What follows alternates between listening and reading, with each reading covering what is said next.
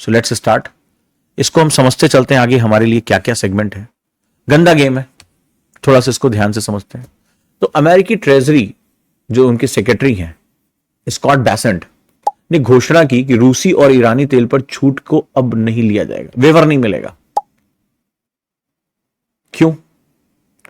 उन्होंने बोला कि 11 मार्च से पहले जो तेल लोड हुआ है ये छूट उनके लिए थी। उसने 11 मार्च की रियायत की, यानी युद्ध से शुरू होने से पहले जो ऑयल ये माना जा रहा था उससे पहले शांति प्रिय तेल था। तेल के भी इन्होंने नाम रख दिए। तो शांति प्रिय तेल था, वैश्विक तेल था। 11 मार्च से पहले जो जहाजों पे लोड हुआ उन पे इन्होंने टैरिफ नहीं लगाया, लेकिन अब वो वेवर इन्होंने बंद कर दिया। बोला ये भी अब मान्य नहीं होगा। बोला ग्रेस पीरियड खत्म हो चुका है। और जो ये रशिया ईरान का जो बड़े बड़े टैंकर्स में जो तेल पूरे समुद्र में घूम रहा था, मैं बताऊंगा उस घूम जो रहा था उसको भारत में बड़ा फायदा मिला हुआ था। भारत इसीलिए बहुत स्ट्रेटेजिक शांति से बैठा हुआ था। भारत चुपचाप कुछ कर रहा था। अमेरिका की नजर उस पर पड़ गई, वो गिद्ध की नजर पड़ गई।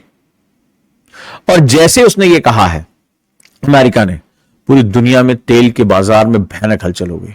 यानी ग्रेस पीरियड उसने खत्म कर दिया। वो कह रहा है कि मैं इसके लिए वॉर तक करने को तैयार हूं, मैं जहाजों को मिसाइल मार दूंगा। अमेरिका जैसा देश कह रहा है कि मैं जो ट्रेड जहाज है उन पर भी मिसाइल मार दूंगा, उन्हें घेर लूंगा, उनको सीज कर दूंगा। आप ये समझिए अमेरिका जैसा देश ऐसी बातें कर रहा है, और ऐसे देशों का जिसका कोई लेना देना है, बस वो हरमुज से निकल रहे हैं।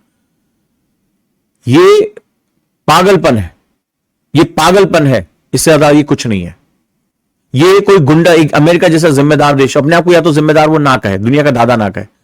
ये तो एक होता नहीं कि कोई माफिया टाइप का देश है, कोई गुंडा टाइप का देश है, और वो ईरान के खिलाफ लड़ रहा है, जबकि सबसे बड़ा गुंडा यही है। सबसे बड़ा जो सेगमेंट वो यही क्रिएट कर रहा है। लेकिन ये सब कुछ अचानक नहीं हुआ है। अब मैं आपको इसके पीछे के रहस्य बताता हूं कि पिछले कुछ महीनों से हो क्या रहा था, क्या चीज होने जा रहा है। और इसका एक पर्पस है कि ईरान की इकोनॉमी को तोड़ देना है। इन्होंने हथियार बहुत पहले से, सालों से ईरान ने तैयारी की, मैंने इससे पहले पढ़ाया। बहुत गहरे गहरे बंकर बना दिया। अमेरिका को घमंड था, अरे मेरा तो बंकर बस्टर बम है मेरे पास। वो जा रहा है 60 मीटर तक मार दे रहा है। इन्होंने 600 मीटर खाग आइलैंड के नीचे, 600 मीटर पहाड़ों के नीचे, 600 मीटर जा जाके इन्होंने अपने जो है वो सेटअप बना रखे हैं। मैंने कई बार आपको पढ़ाया, इस पे कई बार बताया। तो ये उनके बंकर बस्टर बम वहां पहुंच ही नहीं पा रहे। सेफ है, वो मस्त है। $2000 का ड्रोन शायद जाके मार दे रहा है, इनके मिलियन डॉलर उड़ा दे रहा है। किसी भी तरफ चला जा रहा है, सुसाइड बॉम्बर है वो, उड़ गया, खत्म। अब अमेरिका को समझ में आया कि सिर्फ वो कह रहा है कि हम ईरान की इकॉनमी तोड़ रहे हैं, लेकिन वो ईरान की इकॉनमी नहीं तोड़ रहे, वो एशिया की इकॉनमी तोड़ने जा रहा है। और आज आपको मैं जो डाटा दूंगा वो आपको बहुत आश्चर्यचकित करेगा कि पिछले 20-25 दिनों से भारत और रशिया ने कुछ खबरों को इंटरनेशनल नहीं होने दिया, हाईलाइट नहीं होने दिया। हम चुपचाप अपना काम कर रहे थे। हमने जो स्ट्रेटेजिक साइलेंस बना के रखा था, वो चीजें अब आपको पता चलेंगी कि वो चीजें क्या थी और कैसे काम करती हैं। तो चलिए जरा आगे बढ़ते हैं और कहानी को थोड़ा सा और लेकर चलते हैं कि आगे क्या होने जा रहा है। तो कहानी को थोड़ा सा इसके हिस्टोरिकल सेगमेंट में बात करते हैं। और यहां क्राइसिस शुरू होती है 28 फरवरी को। ध्यान से, सडनली ईरान पे बेसिक हमले शुरू होते हैं। जब हमले शुरू हो जाते हैं तो ईरान ने पहले चेतावनी दी कि देखो भाई, मैं स्टेट ऑफ हरमुज बंद कर दूंगा, मैं करूंगा। हालांकि किया नहीं, धमकी दी। लेकिन जब अयातुल्लाह अल खमेनी को डायरेक्टली टारगेट कर दिया गया, इनके टॉप लीडरशिप को टारगेट कर दिया गया, फिर ईरान ने भी स्टेट ऑफ हरमुज रोकना शुरू कर दिया। लैंड माइंस, सी माइंस बिछा दी। अब वर्ल्ड की सप्लाई टाइट हो गया। अच्छा देखो, ये नहीं कि अमेरिका को ईरान से लड़ना है या कुछ वहां रिजीम चेंज, उसको ये रिजीम चली रही थी अमेरिका की वजह से। कभी जब पढ़ोगे तो तुम्हें पता चलेगा, ये चली रही थी उसी की वजह से। ये आपस में सब एक दूसरे के साथ जुड़े हुए हैं। तो अमेरिका अचानक से एग्रेसिव क्यों होता है, जरा एक कॉन्सेप्ट समझो। अचानक से वेनेजुएला में जाता है, वेनेजुएला में मादुरो को उठाता है। वेनेजुएला का तेल, मैं हमेशा कहता ना स्वीट क्रूड ऑयल उसके पास, तो उसने दुनिया को दिखाया गंदा तेल है। अभी कल डोनाल्ड ट्रंप ने एक बात बोल दी है, अगर उसके आप ट्वीट्स देखोगे, जिसको सोशल ट्रुथ है उस पर जाके सुनो। बोले हमारे पास दुनिया का सबसे मीठा तेल है जो एयर ट्रैफिक फ्यूल में यूज होता है। आओ ना हमारे यहां से खरीद के लेके जाओ, आओ ना हमारे यहां से खरीद के लेके जाओ। और हमारे यहां का क्या मतलब है? वेनेजुएला को वो कह रहा है हमारा है। मतलब देश कब्जा कर लिया उसने। ये किसी और देश का जो कोई किसी की बाउंड्री क्रॉस करता है तो इसको बहुत दिक्कत होती है। ये जाकर देश और कह रहा है कि हमारे पास है, बहुत तेल है हमारे पास स्वीट क्रूड ऑयल है, आके हमारा तेल खरीदो। वेनेजुएला के तेल को अपना कह रहा है बेशर्मी के इंतहा देखो, और वर्ल्ड बॉडीज की बेशर्मी देखो। छोटे छोटे देश कुछ बात करते हैं तो एक दूसरे को शांत रहिए, एक दूसरे की सीमाओं का सम्मान करिए। आज अमेरिका कर रहा है, गुंडा है वो पूरे दुनिया का, बदतमीजी बता रहा है, तो इनकी हिम्मत नहीं हो रही है आईएमएफ कुछ बोल दे वर्ड, क्योंकि उसी के टुकड़ों पे पलने वाले थे। अब ये धीरे धीरे नंगे हो रहे हैं। जो सेकेंड वर्ल्ड वॉर के बाद जो यूरोप ने और अमेरिका ने, जो पश्चिमी देशों ने अपनी एक मुखौटे बनाए थे, नंगे हो रहे हैं वो धीरे धीरे। जो इन्होंने अफ्रीका एशिया को इन्होंने निचोड़ा था, उनके रिसोर्सेस को बर्बाद करने के लिए, उसको हड़पने के लिए इनडायरेक्ट जो उन्होंने शुरू किया था, वो अब पूरी दुनिया के सामने आ रहा है कि ये वैश्विक संस्थाएं नहीं थी, ये मुखौटे थे। अब जब वैश्विक व्यवस्था टाइट होने लगी शुरुआत में, तो यार अमेरिका के ऊपर भी दबाव पड़ा कि थोड़ा इमेज का ध्यान रखते हैं। अमेरिका में भी कई लॉबीज हैं, तो अमेरिका ने थोड़ा सा टैक्स में छूट दे दी कि यार ठीक है। भारत ने भी कहा देखो तुम्हारे साथ हमारे संबंध है, आज नहीं तो कल तुम्हारा कोई ना कोई सामान खरीदेंगे। भारत एनर्जी का बहुत बड़ा जो है वो इस हरमुज से उसका बहुत सेगमेंट आता, तो हमने बैकडोर से बातचीत करनी शुरू की। हमने एक और दबाव डालना शुरू किया कि हम पाकिस्तान मार देंगे, हमने कुछ करना शुरू किया। अब पाकिस्तान अमेरिका के लिए बहुत इंपॉर्टेंट एंगल है, ये बहुत इंपॉर्टेंट था। पाकिस्तान को पता था कि भारत ने भी पिछली बार 39 मिनट्स में ऐसा मारा कि हमारे रनवे आज तक हम रिपेयर नहीं कर पा रहे हैं। भारत ने यूएई से कहा कि अपना यार $3 बिलियन मांग लो, तो उसने बोला मुझे चाहिए, दे दो। अब इधर चीन का दबाव आया, चीन ने बोला कि हम आगे तुम्हें सीपीईसी के लिए लोन नहीं दे पाएंगे, जो हमने दिया हमें वापस करो। चीन अपना लोन वापस मांग रहा है, यूएई अपना लोन वापस मांग रहा है, भिखारी के पास कुछ है ही नहीं। तो भारत ने कहा कि तुम कुछ अंटसंट करोगे, युद्ध करोगे, हम तुम्हें मार के फिर से खत्म कर देंगे अब की बार हम। और हमने मौखिक बयानबाजी जम के शुरू कर दी, जम के हमारे सेना प्रमुख से लेकर रक्षा मंत्री जो जहां पा रहा है। और इधर एक मूवी आ गई धुरंधर, उसने और उसकी फजीयत कर दी। देश के अंदर उबाल आ गया, अब तो पाकिस्तान को हम थूक थूक के बहा देंगे। हमारे यहां जो लोग गुटखा उटका खाते हैं वो बोले हम ऐसे थूकेंगे, पूरा एकदम लाल कर देंगे बिना गोली चलाए।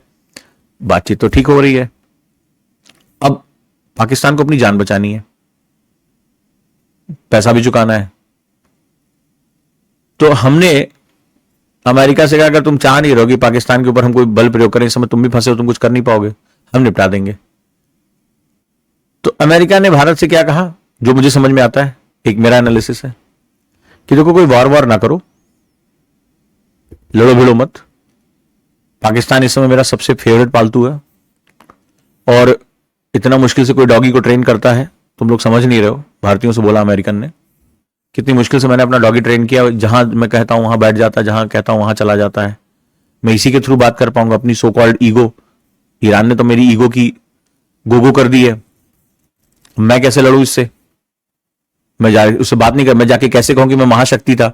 मेरा, हम कहते थे कि हमारा अब्राहम लिंकन जहाज जो है वो जब जिस शिप पे जाता था 1991 में, हमने ऐसी तैसी कर दी सद्दाम हुसैन की। आज डर के मारे वो पूंछ दबाए खड़ा है, 1300 मील हमने खड़ा कर रखा उसको। ईरान कह रहा हम तुम्हें मार देंगे, $500 के माइन से उड़ा देंगे, आ जाओ तुम्हारी हम ऐसी तैसी कर देंगे, तुम्हारा एक शायद ड्रोन मारने के चक्कर में तुम्हारा हम जहाज खाली करा देंगे। हमने 1300 मील जाके दूर खड़ा कर दिया, जिसको हम धमकी दे रहे थे निकल रहा है निकल रहा है निकल रहा है, फरवरी में बोल रहे थे, वो निकल ही लिया। तो बोले अब यही हमारा जो पालतू, यही तो हमारा ठीक करेगा। बोले अब तुम इसको मार दोगे तो हमारा तो कुत्ता मर जाएगा, हमारा कुत्ता मर जाएगा तो फिर हम कैसे काम करेंगे, इतने मेहनत से ट्रेन किए। तो भारत ने एक काम कहा, चुप रहो तुम, बस तुम लड़ो तुम मरो, हमें एनर्जी चाहिए। हम ना ईरान की तरफ से बोलेंगे ना तुम्हारी तरफ से बोलेंगे, हम ईरान को दवाई वाई भेज देंगे, हमारा बात आगे बढ़ता रहा, युद्ध खत्म हो जाएगा, पागलपन तुम लोग का जब खत्म हो जाएगा बकलोली, तब हम साथ तो बैठेंगे। हमें क्या चाहिए, हमें चाहिए भाई तेल, तो डिस्काउंट देते रहो देते रहो। अच्छा, उधर इजराइल ने बूस्ट मारा था, दमादम हवा दे दी थी इनको कि भैया एक काम करो, मार मार के भी खत्म करेंगे, ईरान में कितने लोग बचेंगे। अब अयतुल्लाह खमैनी ने अपने जाने से पहले ही मोज़ैक स्टाइल, चाइना और रशिया की मोज़ैक स्टाइल क्रिएट कर दिया था। बोले सेंट्रलाइज, इजराइल की महारत है, वो सेंट्रलाइज सिस्टम को मार देता है, ऊपर से नीचे तक खत्म कर देता है, उसको लगता है ऑर्गेनाइजेशन खत्म हो गया। उसने हिजबुल्लाह के साथ किया है, हमास के साथ किया, लेकिन ना ये हिजबुल्लाह था ना ये हमास था। इसने मोज़ैक सिस्टम बना दिया, अलग अलग जगह पे मिसाइल विसाइल सब छुपा दी, अलग अलग हेड बना दिए। तो सुप्रीम लीडर के मारे जाने के बावजूद भी कौन कहां से हमले कर रहा है, कौन क्या कर रहा है, एआई को उन्होंने जो अपना वो बना रखा, इजराइल खोज रहा है कि ये कौन आता है टीवी पे, क्योंकि जैसे कोई टीवी पे आता है उनके पास तो इतनी अच्छी सैटेलाइट है, वहीं पे सीधे बम मार देते हैं। वो अभी बोल रहा है तब तक पता चला एआई से बना दिया। वो एआई वाला जो बोले, अब उसको खोज रहे हैं कि ससुरा कहां से जो है रोज आता है और टीवी पे आके बोल के चला जाता है, कहां से इंटरव्यू दे रहा है, पता चला एआई बना रखा है। तो बहुत कुछ हो रहा है इस समय। अब अमेरिका का भी इसमें बड़ा फायदा था, मैं तुम्हें बता चुका हूं। अमेरिका कुछ भी हो, नाटो को लेकर कितना बवाल चल रहा है, लेकिन यूरोप को तेल तो चाहिए, और सबसे अच्छी रिफाइनरीज इस समय भारत के पास है। तो एक इनडायरेक्ट गेम ये चल रहा था कि तेल को हम निकलने देंगे, रिफाइन होगा भारत में, सबसे अच्छी क्वालिटी का रिफाइन हो रहा है, चीन के पास पहुंच जाएगा तो नहीं बेचेगा, वो तो अपना यूज करेगा, लेकिन भारत इस रिफाइनरी से बेच सकता है, वो यूरोप को वापस भेज सकता है। धीरे धीरे चुपचाप इधर युद्ध चलता रहेगा, उधर चलता रहेगा। उसको ये उम्मीद थी कि इस बहाने कम से कम एटलीस्ट यहां पे जो हम देखने जा रहे हैं, हमारे साथ ये दिक्कत हो जाएगी कि भाई हम आने वाले टाइम में हम अमेरिका को हम इसको जो है नाटो को अपने साथ मिला लेंगे, ये हमारा साथ चलता रहेगा। तो ये जो बवाल है, ये जो सारा सिस्टम है, वो इसी रूप में चल रहा है। तो अब रिफाइनरीज में तेल बना रहे, अमेरिका की इमेज भी बची रहेगी। लेकिन इसी बैकग्राउंड में अमेरिका की एक नई और बहुत टारगेटेड पॉलिसी है, क्योंकि डोनाल्ड ट्रंप इसे पूछता तो है नहीं क्या करना है, कैसे होना है, राइट, वो तो बस अपना बवाल करता है। तो अब समझते हैं कि आगे क्या होने जा रहा है, हिडन कैच क्या आ गया, अमेरिकन सिस्टम कैसे काम कर रहा है। सो अगले हम स्टेज में समझेंगे कि आखिर अमेरिका में हुआ क्या ऐसा जिसने पूरी पॉलिसी को चेंज करके रख दिया।